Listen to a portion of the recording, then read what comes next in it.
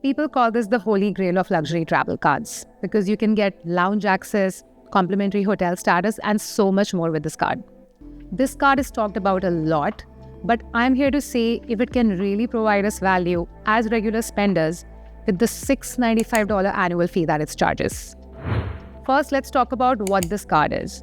So the Amex Platinum card is actually a charge card, which is different from a typical credit card because it does not set a credit limit on you. For a charge card, you just need to pay off your balances each month in full. But the Amex Platinum card is unique in this sense because it does have this pay over time feature that you can take advantage of. But I never carry a balance on my credit card beyond its due date, so I cannot share my personal experience with you. So I think if you're trying to travel more with your credit card points, you should avoid carrying a balance on your credit cards and pay it in full each month so you don't have to incur any interest charges. But I digress, so back to the card now. This card does come with a hefty annual fee of $695, but don't click away from this video just yet. I think I can make a case for you to keep this card and get your money's worth.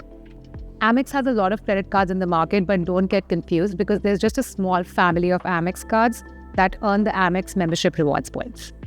These are typically their charge cards, which actually come in 3 tiers: the Amex Green card, the Amex Gold card, and then the top tier, which is Amex Platinum card. Now let's talk about the things you should know about when you're applying for an Amex credit card, meaning their credit card application rules. The first thing you should know about Amex credit cards overall is their 1 bonus per lifetime rule. This means that you've ever applied for any Amex card in your lifetime, you cannot be eligible for that bonus again. Well, unless Amex specifically targets you for one. The second thing to keep in mind about these Amex charge cards specifically is this relatively new language that they recently added to their cards. This says that if you applied for a higher tier Amex credit card, you cannot be eligible for a lower tier credit card's bonus later on. Let me translate. So let's say you apply for the Amex Platinum card in 2024 and to get the Amex Gold card in 2025 for this fancy new bonus that they have.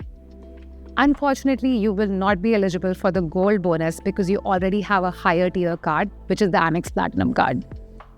So if you are planning to apply for these cards, you need to have a long-term strategy in mind, wherein you kind of start from green, then go up to gold, and then go up to platinum, because if you follow any other order, it might not go so well for you.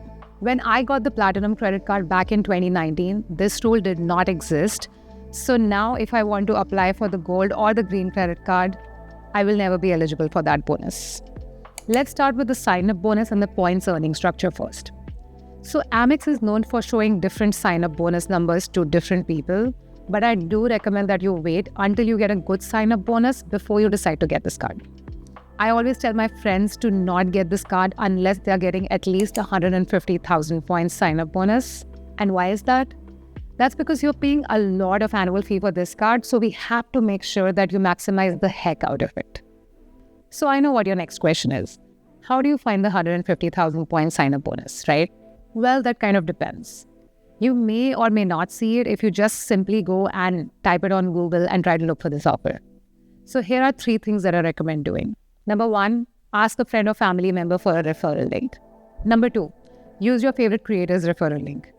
By the way, one shameless plug here. If you would like a referral link to this credit card, I have dropped it in the description box below. You can grab it from there. And number 3, try to look for this link yourself by searching in private mode. And in the end, before applying, take all these links and try to search them in a private or incognito mode to see what kind of offers you're getting and go for the best one. The points earning structure or points multipliers with this card is pretty simple. You get 5x points for booking flights directly on the airline website, and you also get 5x points if you book these flights on the Amex Travel portal. Similarly for hotels, if you book them through Amex Travel portal, you get 5x points. But if you book the hotel at a hotel's website, you just get 1x points, so you have to keep that in mind. For any other category like groceries, dining, or fuel, you will get only 1x for this point. So once you've met the minimum spend requirement, you're better off using other credit cards to maximize your day-to-day purchases. The next value proposition that this card has for all the luxury travel is its benefits and perks. I'm going to break it down into 2 pieces. First, we'll talk about the statement credits, and then we'll talk about all the perks. This card comes with a ton of statement credits, and as you will learn shortly after getting the card, you also have a lot of shopping related offers that you'll see on your card. So much so that people have started calling this card a coupon book.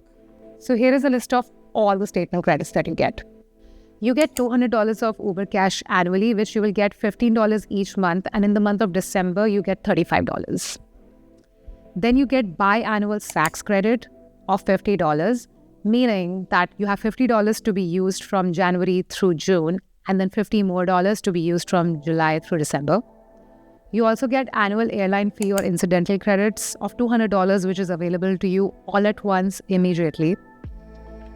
Then there's a digital entertainment credit of $240, which you get $20 per month that you can use towards Hulu, Peacock, Disney, New York Times, and the Wall Street Journal. There's also a $200 hotel credit that can specifically be used towards Amex's fine hotels and resorts and the hotel collection that you will need to book through Amex Travel Portal. And then one of my favorite credits is the $199 annual Clear membership credit. You also get the global entry fee reimbursement every 4.5 years. There's a credit towards Walmart Plus membership, so roughly $156 in value annually. And finally, there's a $300 Equinox credit that you can use towards digital subscription or the club membership. The total of these credits annually would become $1,595. So if you're using all of these credits, this credit card is pretty much a no-brainer for you. For me, however, I don't value all of these credits at their full value. So towards the end of this video is when I'm going to show you a breakdown of all these credits and how much value I exactly extract from it each year. Now for the other perks. Like I said earlier in this video, this card is actually considered a luxury travel card. So you will see that it comes with a lot of travel and lifestyle benefits.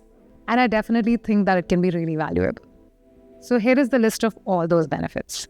First is all the travel-related protections and insurances that you get with this card, which includes the trip cancellation, interruption, and delay insurance. They also give you complimentary elite status with 2 hotel chains, Marriott and Hilton. So with both of these hotel chains, you get a complimentary gold status with no strings attached. The card does not have any foreign transaction fees, so if you use it internationally, you're all good to go. You also get complimentary status with rental car programs like Avis, Hertz, and National. They also have car rental insurance when you rent a car, but the coverage is secondary, so I don't think it's anything noteworthy because there are so many other credit cards in the market, even the low fee ones, that would cover you with a primary coverage. The example would be like the Chase Sapphire Preferred credit card and the United Explorer card. One of the lesser known benefits of this card is the return and purchase protection. What this means is that if you buy something and want to return it and the seller won't take it back, then Amex can step in to reimburse you for it. The covered period for this would be 90 days from the date of purchase. And this does come with a few terms and conditions, so I would read that before you want to take advantage of this. Same applies to purchase protection in case of loss or damage to whatever you bought. Another lesser talked about benefit on this card is the extended warranty benefit. So you can get up to 1 year of additional warranty on top of manufacturer's warranty. Now there are a few more benefits like the Amex Concierge and the hotline, but I won't go into much detail for these. But let me know if this is something you're interested in learning more about and I can create a video on it. Now you have earned your amazing 150,000 points bonus. So how do you spend those points? More often than not, the best way to use your points is to transfer them to either a hotel or an airline partner. Why? Because typically, this is where you can get the most value out of your credit card points.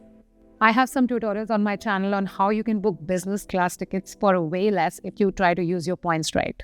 So make sure you check out those videos and let me know what you think. What I basically mean to say is your 150,000 points does not have to equate to only $1,500.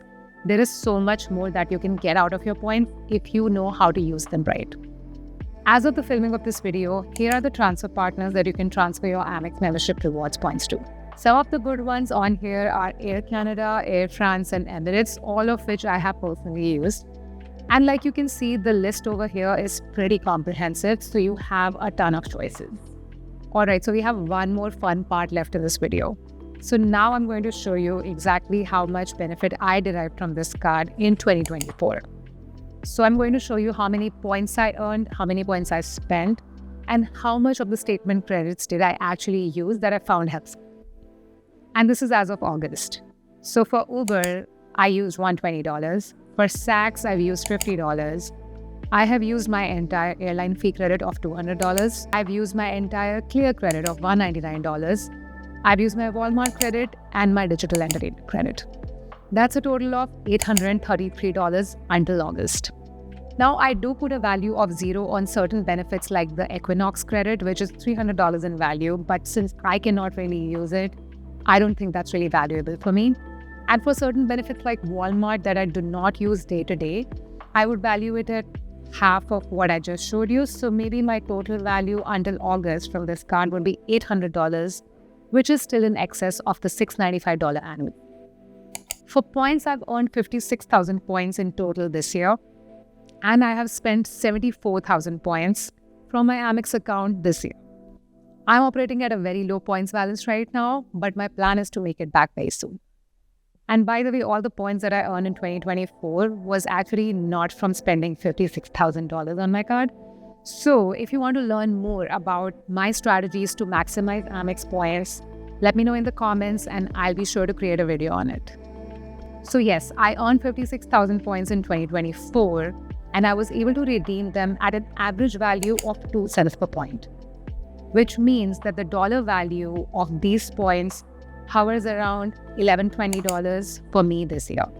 So if I am to sum total the statement credits and the points, my total value derived from this card until August of 2024 is actually $1,900. By the way, when I did this math for all of 2023, my value was hovering around $3,000. So based on your points earnings and redemptions each year, this value will change a little bit, but your goal should primarily be to take advantage of all the credits so you can really justify that high annual fee.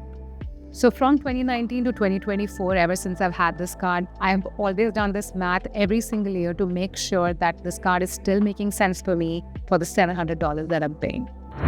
So what do you think about this card after watching this video? Do you think you'll consider this card despite its high annual fee, or do you think it's not for you? Let me know in the comments. And that brings us to the end of this video. Thank you so much for watching. If you watched until the very end, one extra special thank you for you. As always, if you have any questions or thoughts on the card, please let me know in the comments. And do consider subscribing to my channel to catch more of these credit card reviews and travel points information. I'll see you in the next one.